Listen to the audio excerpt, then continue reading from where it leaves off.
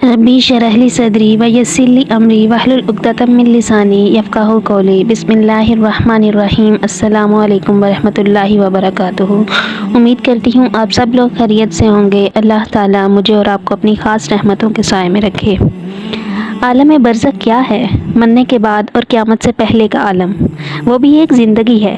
बरज़ख के अंदर ज़िंदगी की एक कैफियत है। कहा गया है शुहदा को कि मुर्दा मत कहो, वो ज़िंदा हैं। फिर औलिया उनसे ऊपर हैं, अम्बिया उनसे ऊपर हैं, नबी उनसे ऊपर हैं और सबसे ऊपर सैयदुल मुरसलीन हैं। खलक़ल मौत वल हयाता लियब्लुवकुम अय्युकुम अहसनु अमला। उसने बनाई मौत और ज़िंदगी ताकि आजमा सके तुम में से कौन नेक अमल करता है। ये ज़िंदगी तो एक इम्तिहान है।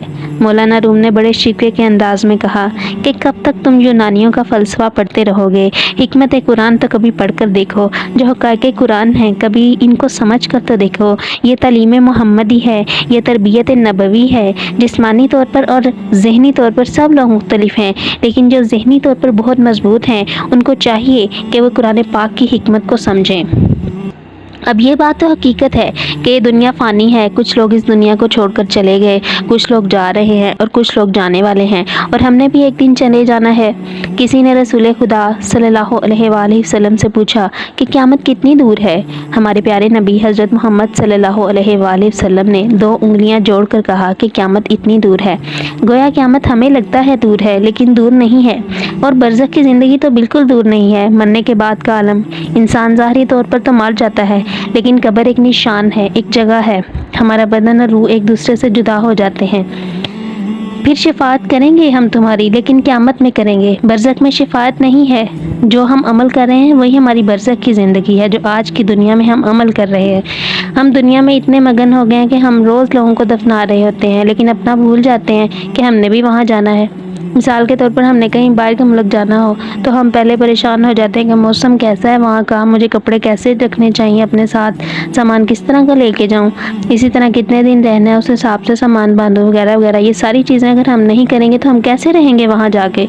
इंसानी अकल कहती है ना कि इंसान तैयारी करके जाए वहाँ। तो जहाँ हमने इतनी देर रहना है क़यामत से पहले तक, तो वहाँ के लिए हमने क्या तैयारी कर रखी है। क्योंकि इंसान रूह और बदन से मिलकर बनना है। रूह निकल गई, इंसान डेड बॉडी बन जाता है। लोग यही कहते हैं ना, मैयत पड़ी हुई है। कोई ये नहीं कहता कि ये जज है, ये बैरिस्टर है, ये डॉक्टर है, चाहे कितना बड़े ओहदे पर फाइज हो। लोग यही कहते हैं कि ये डेड बॉडी है, ये मैयत है। अब रूह की क्या खुराक होनी चाहिए? अगर हमने रूह को ठीक खुराक दी तो क्या होगा?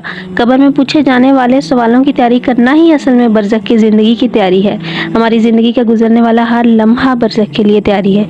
जितना हमारी मौजूदा ज़िंदगी का अमल अच्छा होगा, उतनी हमारी बरज़ख की ज़िंदगी अच्छी होगी। तो कब्र में पूछे जाने वाले सवाल जो हैं वो ज़ाती होंगे। ये नहीं पूछा जाएगा कि यजीद कैसा इंसान था। तो इसलिए ज़ाती सवालों के बारे में हकूक़ुल्लाह की तरफ आ जाते हैं। सबसे पहले नमाज के बारे में सवाल किया जाएगा। पंजगाना नमाज पढ़ी है? कोई किसी नमाज में कोताही तो नहीं की? जो फ़र्ज़ थी, जो अल्लाह ने तुम पे फ़र्ज़ की थी, 5 नमाज़ें। इसी तरह हकूक़ुल इबाद की तरफ आ जाते हैं। सबसे पहले वालिदैन के बारे में सवाल किया जाएगा कि पूरा मोहल्ला खुश है आपसे और अम्मा अब्बा नाराज़ बैठे हैं, अपने वालिद और वालदा का एहतराम करें। इसके बारे में आपसे सवाल किया जाएगा। यहाँ तक कहा गया कि वालिदैन के आगे उफ़ तक न करो। वालिद ने उंगली पकड़ कर चलना सिखाया था। यहाँ तक हुक्म है कि वालिद चल रहा हो तो उसके आगे मत चलो। जहाँ माँ बाप की बात आती है तो उनकी इज़्ज़त और तकरीम का ख्याल रखना ही हमारे ऊपर फ़र्ज़ है। खुश अखलाक़ी के बारे में सवाल होगा। खुश अखलाक़ इंसान जो है वो अल्लाह के नबी सल्लल्लाहु अलैहि वसल्लम ने फरमाया, जिसका अखलाक़ अच्छा होगा वो क़यामत वाले दिन बिल्कुल मेरे करीब होगा। तो इखलाक अच्छा होना बहुत ज़रूरी है। आप सल्लल्लाहु अलैहि वसल्लम ने फरमाया। ये भी सवाल होगा कि अहलो याल बीवी बच्चों का ख्याल रखा है कि नहीं रखा। जैसा खुद खाते हो वैसा घर वालों को खिलाओ, जैसा खुद पहनते हो वैसा घर वालों को पहनाओ। गुनाहों के बारे में भी सवाल होगा। हमारे अपने अज़ा गवाही देंगे कि ये बंदा ये मेरे इन हाथों से ये काम करवाता था, आँखों से ये देखता था। तो जब हमारी आँखें, हमारे हाथ, हमारे कान ही हर चीज़ की गवाही देने लगते, तो क्यों ना हम इनका इस्तेमाल अच्छा करें। तो इनका इस्तेमाल अच्छा करने के लिए हमें अच्छे काम करने चाहिए ना। ہاتھوں سے کیا کام کرتے تھے، مال کیسے کمایا، خرچ کہاں کیا، اگر حلال کمایا اور غلط جگہ پہ خرچ کر دیا تو اس کا بھی سوال ہوگا۔ ہم اس دنیا میں ایک غلامی کی زندگی گزار رہے ہیں، تو آئیے اپنی زندگی کا ہر لمحہ اپنے پیارے نبی صلی اللہ علیہ وآلہ وسلم کے بتائے ہوئے طریقوں کے مطابق گزاریں اور برزخ کی زندگی کے لیے بہترین سامان لے کر جائیں۔ وما علینا الا البلاغ المبین۔